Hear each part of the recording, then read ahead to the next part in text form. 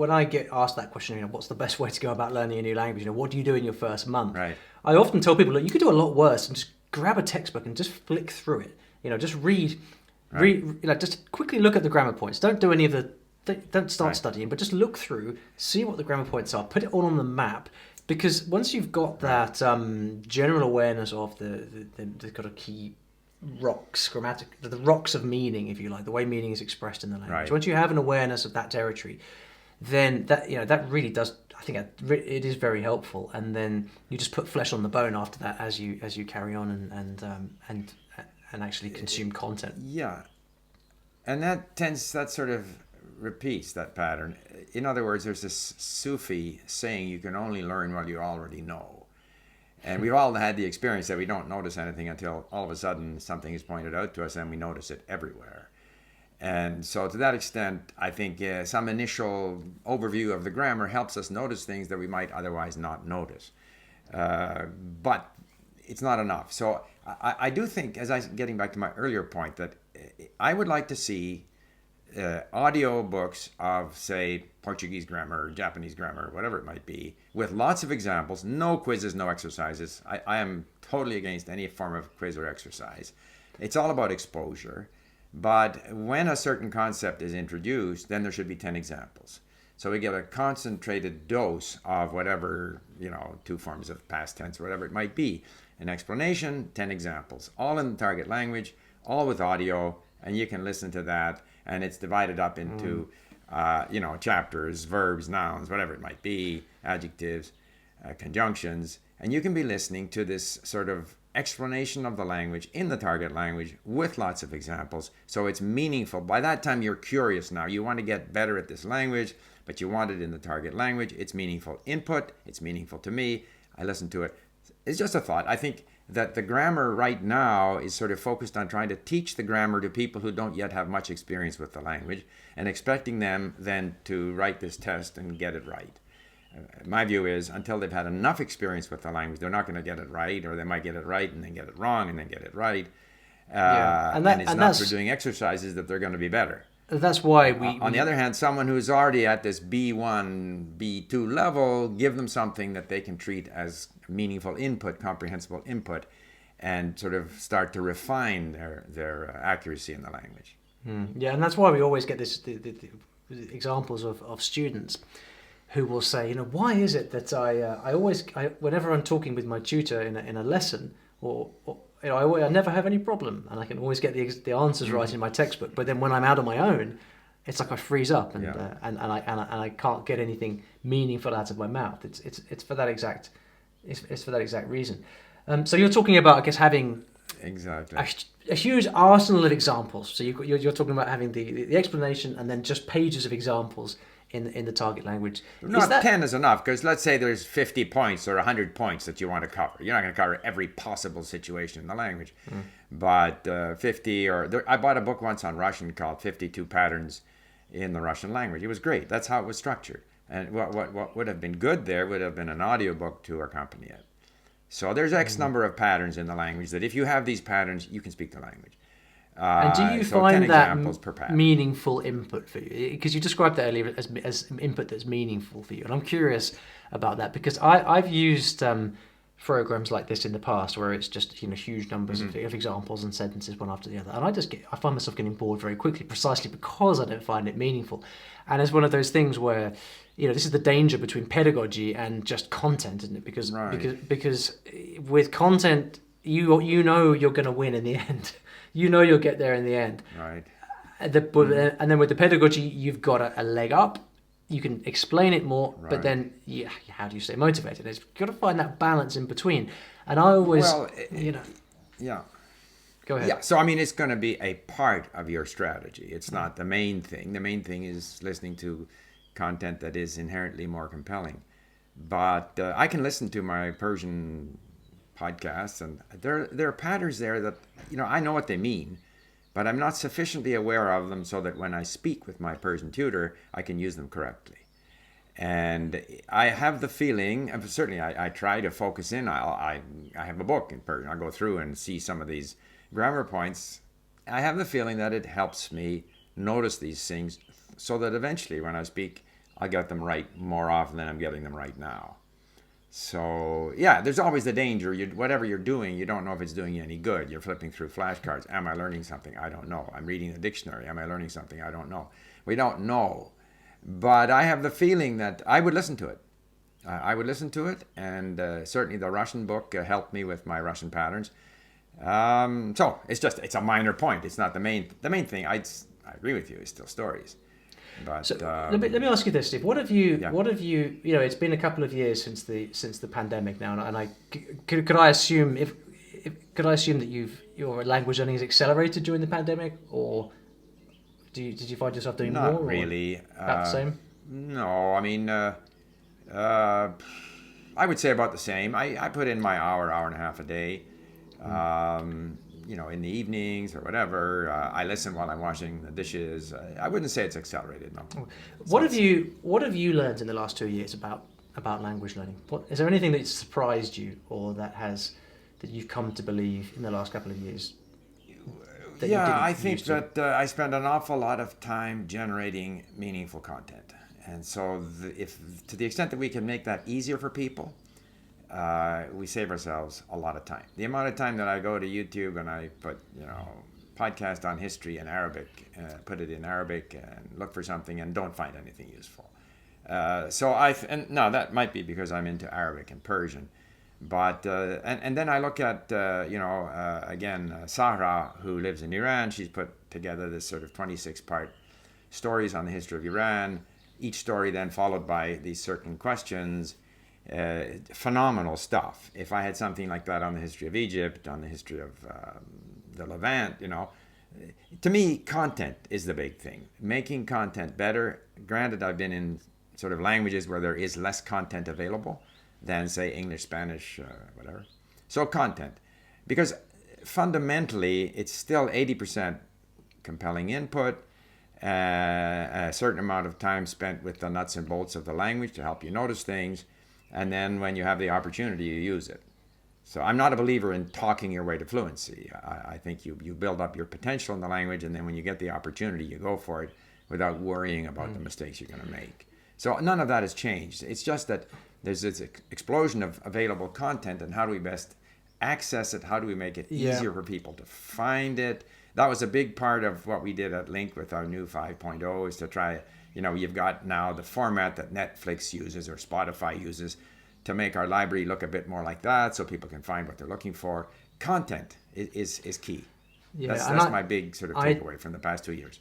Yeah, I do. It's interesting you say the amount of time that you spend looking for content, because it's often the same.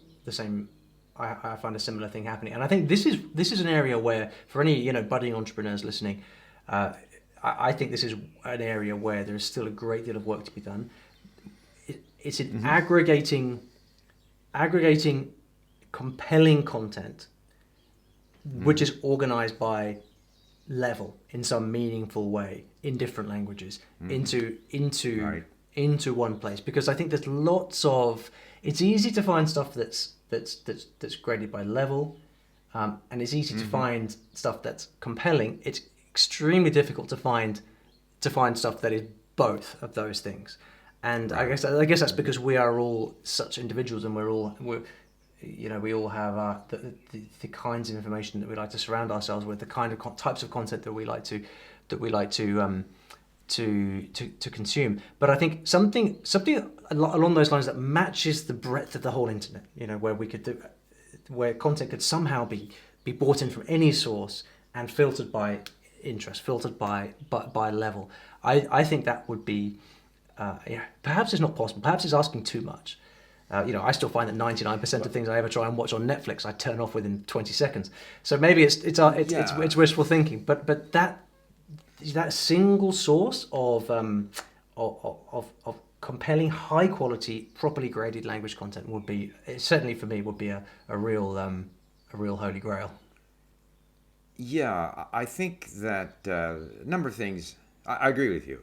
And of course, lots of different people are going to put out all kinds of different content. People's tastes are different, and some way of being able to find what suits your level, taste, whatever. There are ways of making stuff more accessible. Like, I think we have the sort of translation interspersed with the text. So you can turn that off or turn that on. So even though it might be difficult for you, even though you might find it, very, like quite a chore to look up every word, but if you've got the translation interspersed, it kind of helps you along. You can go sentence by sentence, which helps you along. So all of these things, in fact, I think that link kind of helps you deal with more difficult text. Historically, people have said you can't deal with content that has more than 5% new words. This is Paul Nation in New Zealand with, what is it, N+1 or whatever, trying to limit the amount of new words there so that you're constantly able to infer the meaning and you can read more comfortably. And I think that's the big advantage of being, using digital text or a system like Link, is you can deal with stuff that has 10, 15% new words. The other thing is that, what was I going to say here? Yeah, Netflix obviously there's a lot of stuff that's very silly there on Netflix. But some of these cartoon texts are tremendous. And so it's really up to the individual to find what he wants.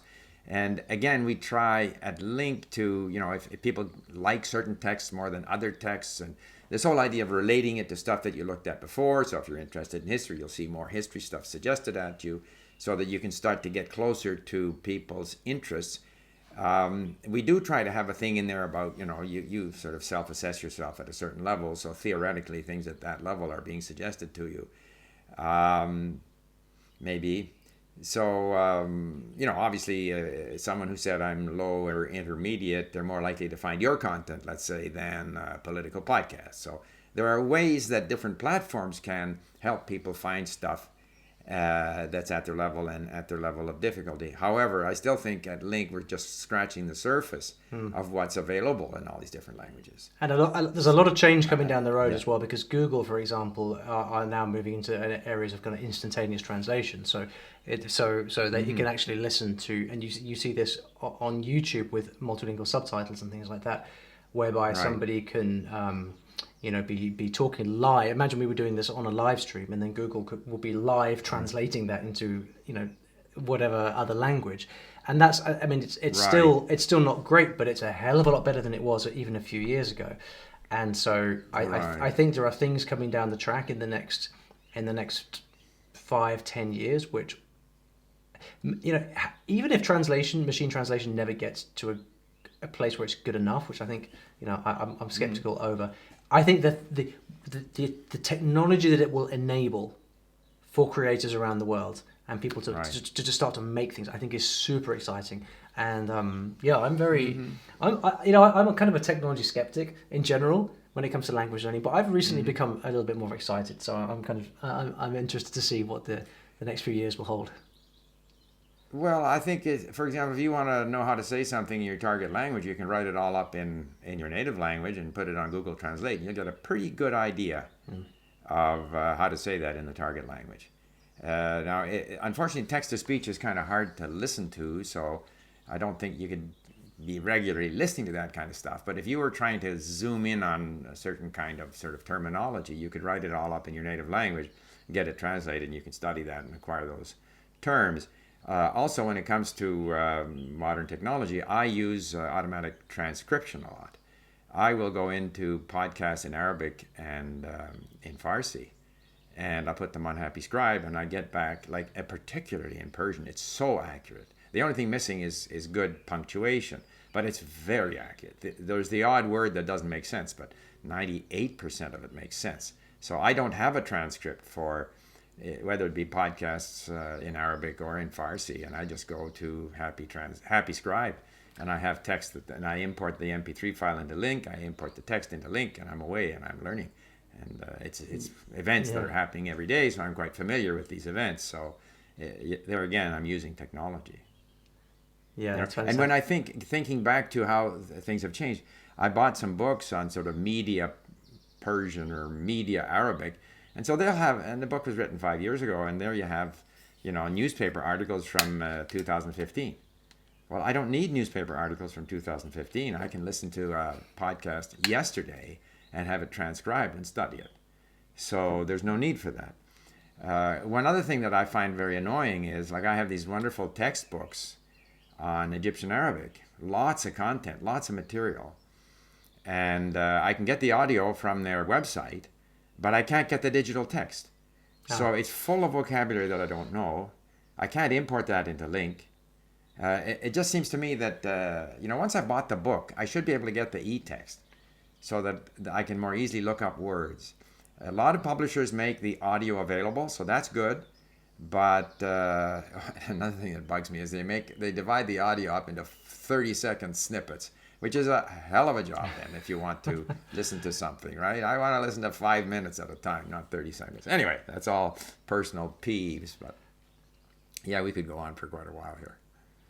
Yeah, well, let's. Anyway, we need to have. We know what we need. We need our version of the State of the Union every year, except this state of language technology. We can just keep assessing on an annual basis. Yeah, I think though what you're doing is very valuable. Stories, and you're providing a little more of the sort of pedagogical support.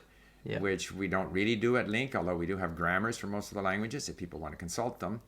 But the main issue is to have stories that are more comprehensible, because if people understand, they have a sense of achievement, they're encouraged to continue. A lot of people, they run into something that's too difficult and they're discouraged. The other thing, of course, that's very important is, because I have your Arabic book and I can't really read it yet, but the audio is so important. Most textbooks are narrated by people who are very bored, and if they're bored, then the person listening is bored. And so it's so important to make the narration lively. And so that's, again, where authentic material on YouTube is more lively and therefore inherently more interesting for people to listen to. And I think where there's a greater resonance, then we learn better. And if it's boring, we don't learn.